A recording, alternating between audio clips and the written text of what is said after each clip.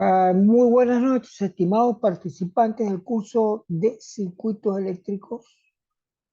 Una calurosa y cordial bienvenida. Vamos a dar inicio y continuidad a lo que ya hemos trabajado en reuniones anteriores. Hoy nos corresponde el factor de potencia y su respectiva corrección. Vamos a iniciarnos. Eh, no tenemos en la sala ningún participante. Bueno, bien, entonces ya aquí tenemos el archivo que ya todos conocemos, para repasar un poco y ubicarnos en los términos de lo que estamos haciendo para finalizar este curso, que es la parte de potencia en corriente alterna. Habíamos comentado ya que la potencia en corriente alterna tiene algunos detalles en particular eh, con respecto al trabajo útil, y lo que se puede consumir desde el punto de vista de potencia.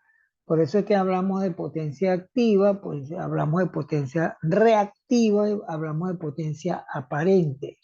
Y en base a eso construimos un triángulo de potencia, o sea, un triángulo de potencia, un triángulo rectángulo, donde cada uno de los catetos representa una de las potencias indicadas.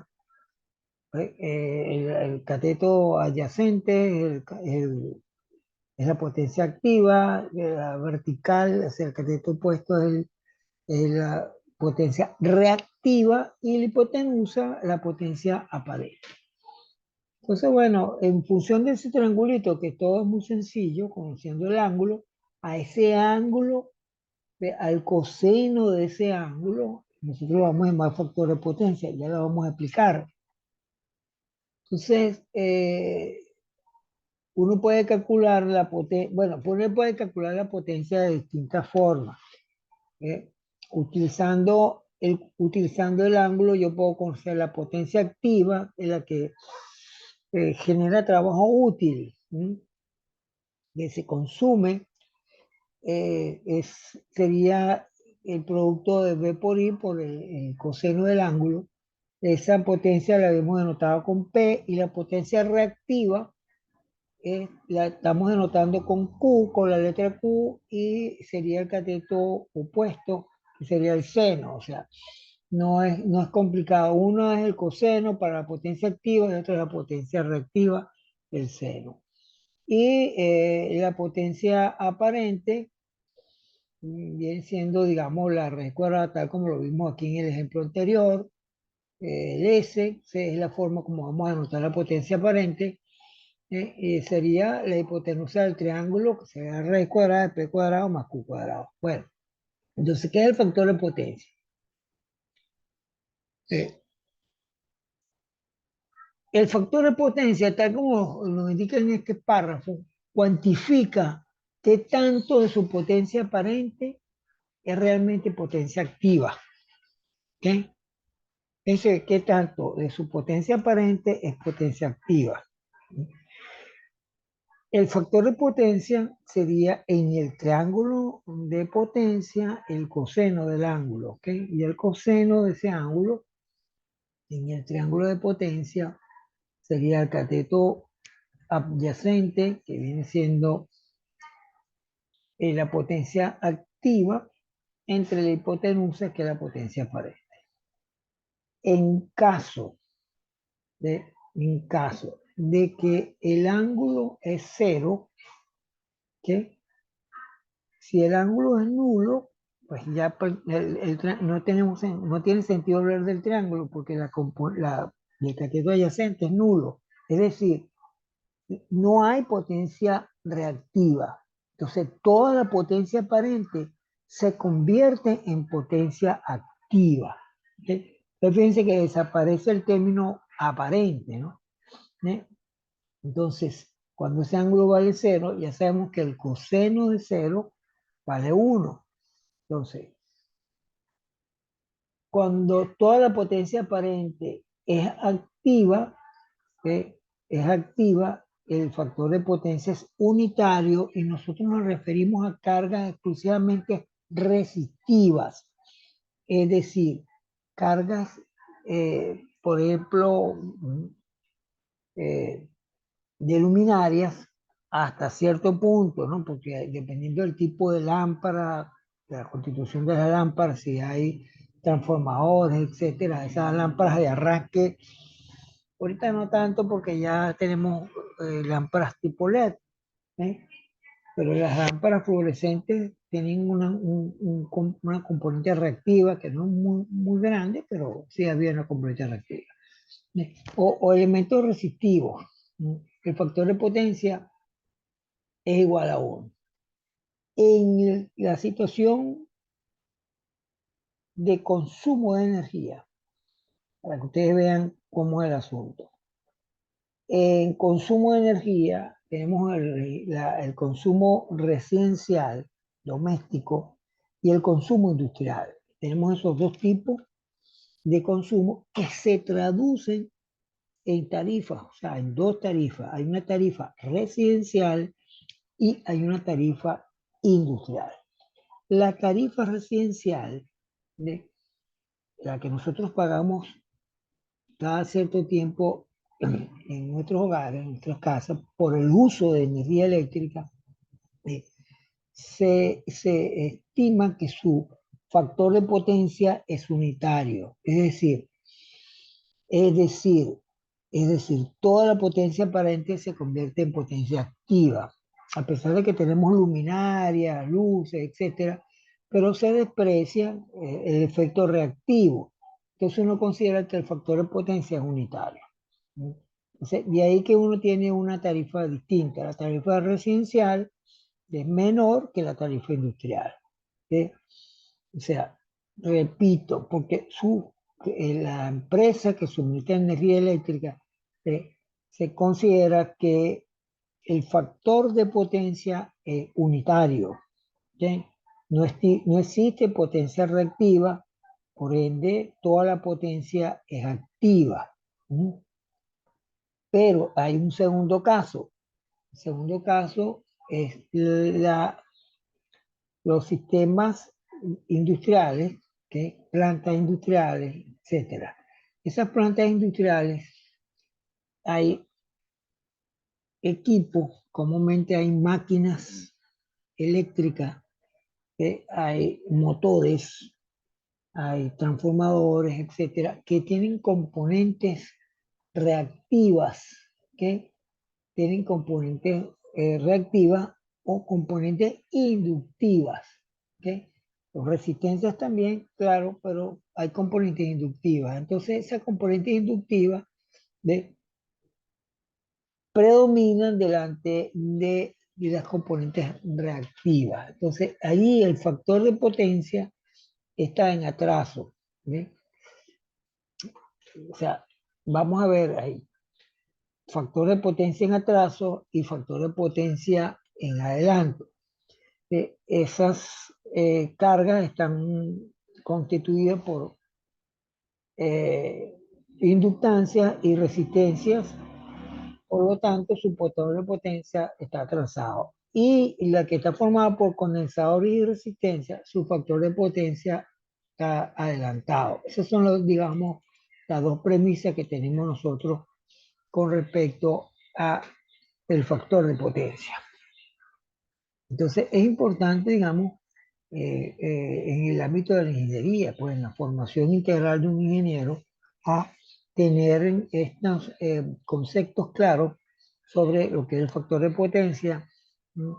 Cuando un factor de potencia es unitario, cuando un factor de potencia es, es distinto de uno, porque el factor de potencia, algo que se me olvidó comentar, está entre 0 y 1.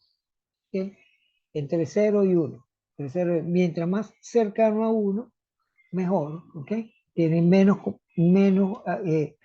componentes reactivas. Vamos a hacer un pequeño problemita. Eh, Tengo dos motores conectados en paralelo, perdón, a una red de 220-60 Hz. El primer motor consume una corriente de 40 amperios. Ya vamos a ir viendo cómo se pone en práctica todo lo que hemos comentado.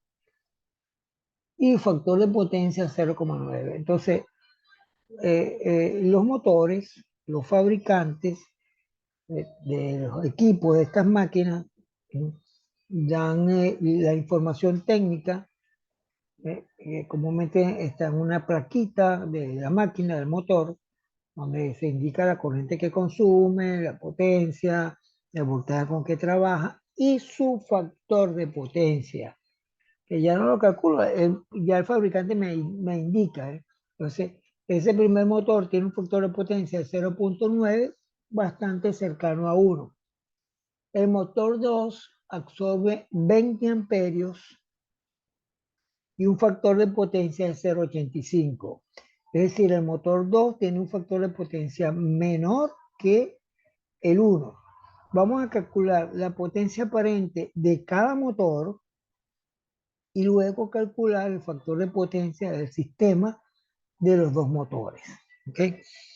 Entonces, fíjense, como yo tengo ya motores, va a aparecer, de hecho, potencia aparente, porque tengo componentes inductivas. O sea, los motores están formados, a grosso modo, de bobinas, embobinados, de alambres enrollados que tienen cierta inductancia.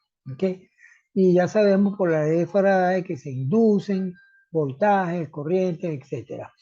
Podemos al finalizar, para finalizar este curso, dar una pequeña introducción acerca de las máquinas de los motores eléctricos en otra reunión. Entonces, vamos a proceder a calcular. Los cálculos son muy sencillitos, no tienen nada de complicado. Para el motor 1, la potencia activa sería la alimentación con que trabaja el motor, 220, me están dando la corriente, me dan el factor de potencia que es 0,9, o sea, tengo todo en bandeja de plata, y eso me va a dar 7.900 vatios, que corresponde a 7,9 kilovatios. ¿Okay? Este sería el motor 1. Yo puedo reducir esos kilovatios a caballo de fuerza, HP. Su potencia reactiva, como comentamos hace rato, denotada con Q, sería los 220, ahora son, ¿eh?, los 40 amperios, y tenemos que calcular el ángulo que corresponde al coseno de 0,9. ¿Eh? Al coseno de 0,9. Entonces tenemos que buscar el arco coseno. O sea, tenemos que buscar en la calculadora el arco coseno de 0,9 y eso me da 25,84. ¿Sí? Aquí hay que tener mucho cuidado porque no puedo utilizar, aquí no voy a poner 0,9 porque este 0,9 es el coseno del factor de potencia del motor. Entonces, como el factor de potencia por definición es coseno, entonces yo pongo 0,9, pero no es igual a la potencia reactiva. ¿Ok?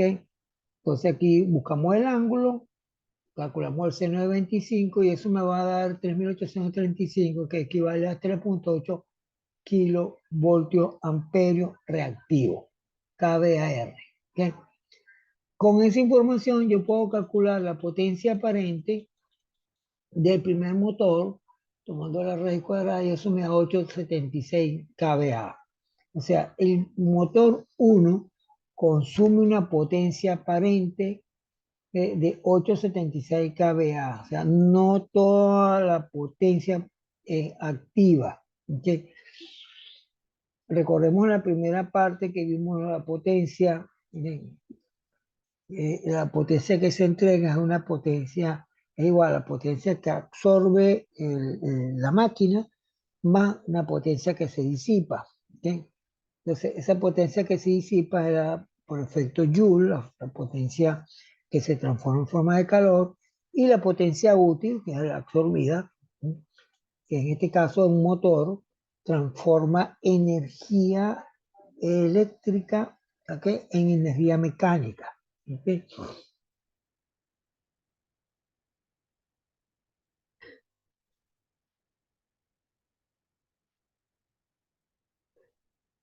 El motor 2, ¿eh? El motor 2 tiene un factor de potencia de 0,85 y ahora la corriente me cambia porque ahora son 20 amperios y eso me da 3,7 kilovatios.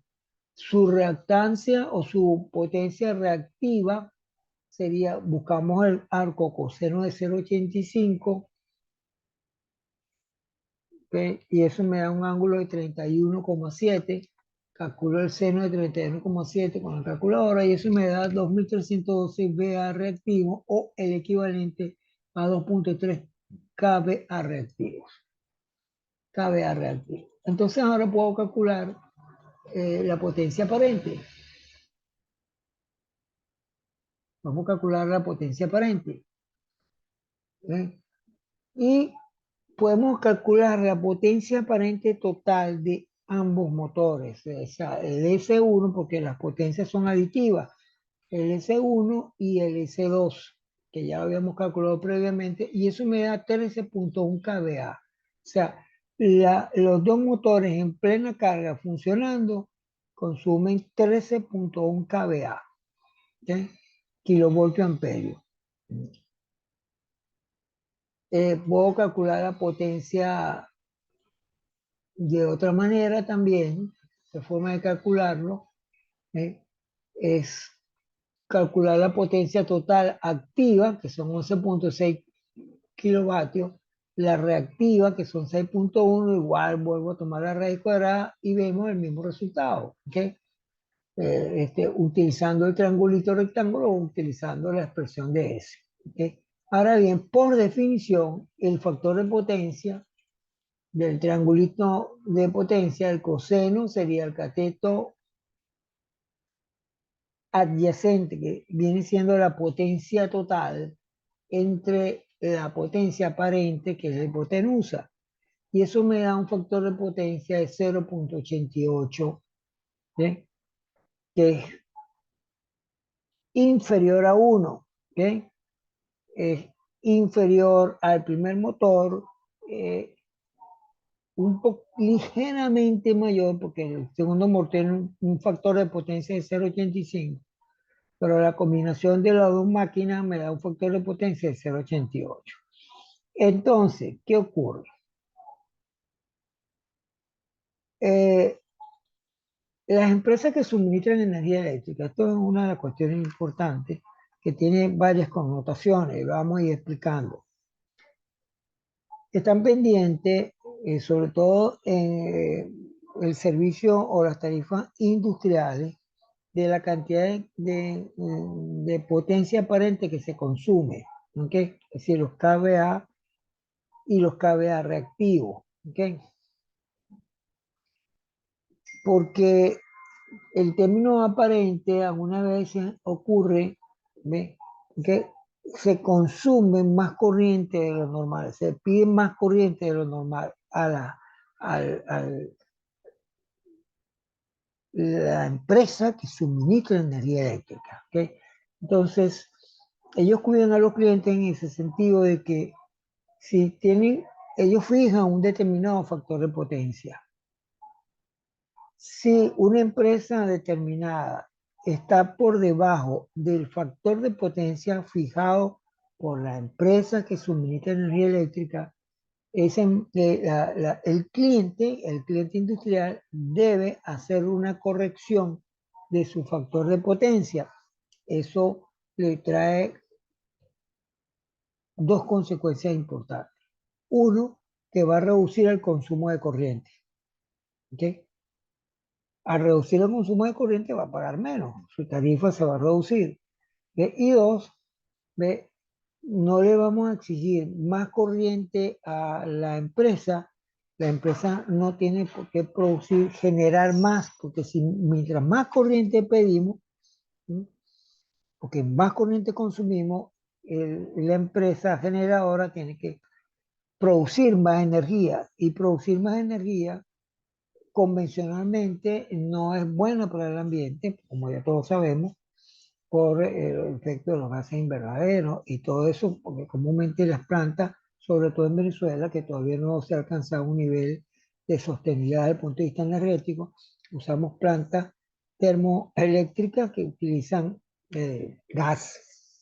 Eh, Antiguamente se usaba carbón muchísimo más contaminante y ahora pues diésel, ya se ha desplazado el diésel y ahora se utiliza gas natural. Entonces, ¿cómo se corrige el factor de potencia? Entonces ellos dicen, bueno, mire, si usted no cumple con el factor de potencia indicado por nosotros, lo vamos a multar, ¿ok? Hasta que no corrija su factor de potencia, porque, bueno, simplemente este, para usted es una buena elección porque va a reducir su tarifa y nosotros no tenemos que producir más energía extra. Entonces, ese factor de potencia aparentemente se corrige. ¿Eh? La empresa me está indicando a mí, la empresa, deme un momentico que tengo que atender una llamada.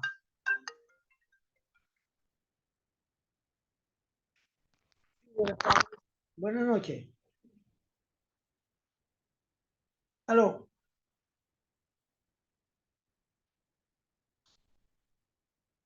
uy, casi no te escucho.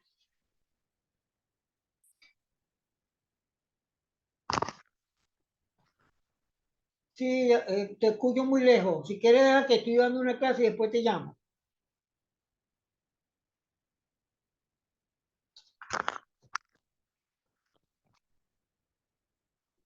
Discúlpeme la interrupción, una llamada de afuera, que no sé, debe ser un estudiante posiblemente un estudiante a lo mejor de este curso. ¿Sí? Bueno, entonces la empresa tiene como límite un factor de potencia de 0,97, bastante, muy cercano a uno, ¿no? Muy exigente, por decirlo de esa manera, ¿no? Entonces, 0,97 corresponde a un ángulo de 14 grados. Cuando yo voy a mi sistema a mi triángulo de potencia, esta es la potencia aparente que yo tenía inicialmente, 13,1. Esta es la potencia activa, ¿ok? Este ángulo era de 28,3 y ahora me están diciendo que tengo que reducir eh, el factor de potencia y el ángulo para ello corresponde a 14,06, o sea, este triangulito que está acá. Entonces tengo el triángulo externo, que es el triángulo del cálculo que hicimos anteriormente, y ahora tengo un triangulito interno, ¿eh? Un triangulito interno. Entonces, ¿cómo reduzco yo? Tengo que reducir esta altura del triángulo, es la potencia reactiva. Y para yo reducirlo, simplemente utilizo un condensador. ¿Ya? Coloco un condensador porque la impedancia del condensador es menos. Entonces voy a reducir, ¿ve? Un condensador o un banco de condensadores, pues dependiendo pues, de la magnitud de lo que uno quiera. Entonces, ese Q total, eh, todo esto es el Q total, y este pedacito sería el Q total menos la componente de el condensador. ¿Eh? Bueno, entonces lo que queda es hacer una cuentica básica.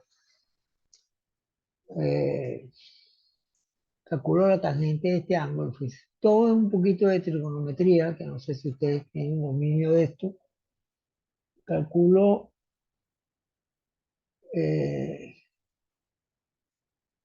este ángulo, la tangente de este ángulo, la tangente de este ángulo es este cateto que es QT menos QC sobre perdón, sobre el cateto opuesto. ¿Ok? Eso es lo que yo tengo acá. Entonces, la tangente del ángulo sería el cateto opuesto entre el cateto adyacente. De aquí yo despejo Q sub T menos Q sub C. ¿Ok? que viene siendo 11,6 por tangente. Hacemos este despeje de acá para calcular Q sub C.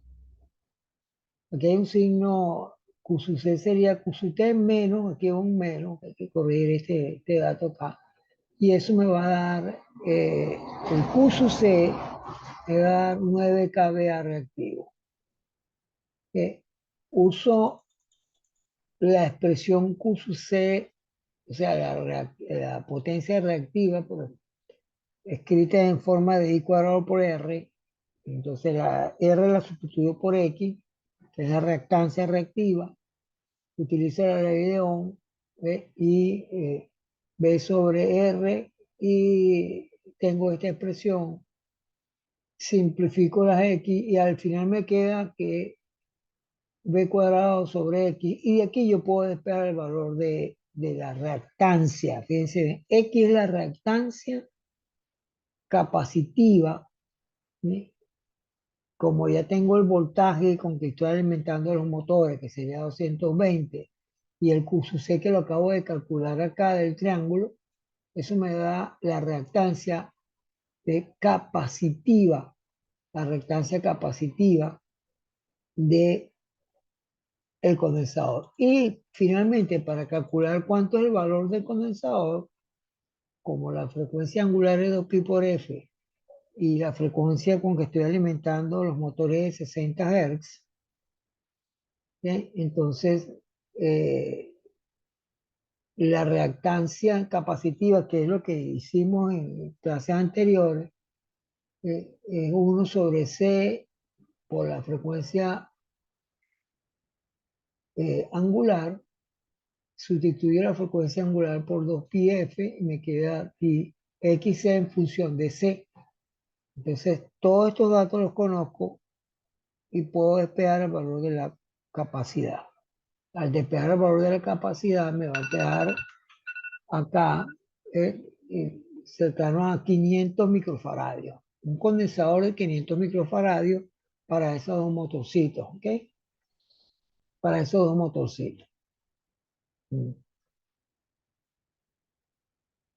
Puedo calcular la corriente que se consume, fíjense bien, puedo calcular la corriente que se consume antes de la corrección.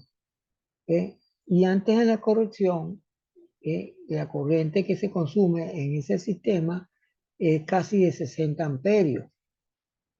Pero después de que yo hago la corrección, ¿sí? Después de que yo hago la corrección, vuelvo a calcular la potencia aparente corregida del triangulito de arriba y me va a dar 11,95 kVA, y esos 11.950 kVA lo divido entre los 120 y ahora la corriente va a ser menor, va a ser de 54,3 amperios. Entonces fíjense cómo yo puedo reducir el consumo de corriente, cómo puedo reducir el consumo de corriente, pues, haciendo la corrección del factor de potencia utilizando un condensador. Cuando tengo sistemas industriales de mayor potencia, etcétera, se hace la corrección del factor de potencia con bancos de condensadores. O sea, puedo tener varios condensadores conectados, ¿no? En este ejemplo sencillo, eh, hicimos el cálculo y nos dio un solo condensador. ¿Ok? Entonces, ¿qué conclusión tenemos? Que después de la corrección del factor de potencia, eh, tenemos que la corriente es inferior. O sea, la corriente de casi 60 amperios que se consumía antes de la corrección del factor, ahora tenemos 54 amperios, o sea, casi 6 amperios menos, que se traduce en la reducción de la factura eléctrica en la planta. Eh, ya, esto comúnmente sí hay todavía situaciones donde la gente o empresas donde o hay adquisición de equipos nuevos, de máquinas nuevas, y eso se traduce en afectar el factor de potencia, se consume más energía, ¿eh? Entonces, pues, tienen que hacer la respectiva corrección del factor de potencia. Bueno, esto más o menos para que tengan una idea eh, del asunto de la potencia, desde el punto de vista de plantas industriales. Es importante tener presente en, en la formación de cualquier ingeniero, independientemente de su especialidad, ¿no? O sea, hacemos un pequeño feedback eh, sobre, fíjense cuáles son los requisitos, qué es lo que tenemos que tener pendiente. Tenemos que tener pendiente uno, ¿ya?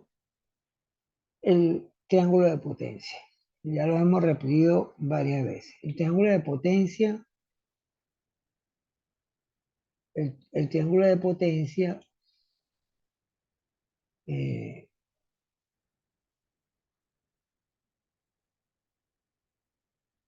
se desglosa o se le da nombre a cada uno de los catetos y su hipotenusa. La hipotenusa es la potencia aparente.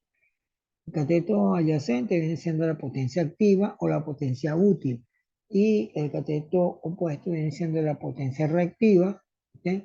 La potencia que no genera trabajo útil, sino que es almacenada en sistemas inductivos, capacitivos, almacena y